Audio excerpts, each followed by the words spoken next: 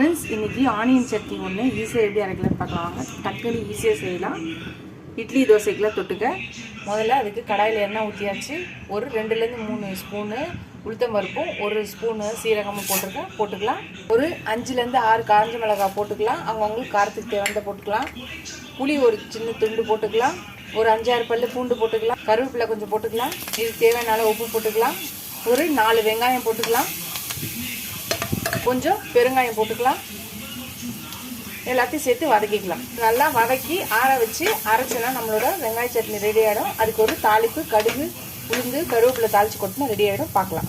வதங்கிடுச்சு. ஆற வச்சு மிக்ஸி ஜார் போட்டு அரைக்கலாம். பார்க்கலாம். ஃப்ரெண்ட்ஸ், ஆறியாச்சு, அரைச்சிக்கலாம். மிக்ஸி ஜாரில் போட்டாச்சு, அரைச்சிட்டு காமிக்கிறேன். ஃப்ரெண்ட்ஸ், அவ்வளோதான், அரைச்சாச்சு. ஒரு தாளிப்பம் கொடுத்தாச்சு. நம்மளோட ஆனியன் சட்னி சூப்பராக டேஸ்ட்டாக ரெடி ஆயிடுச்சு.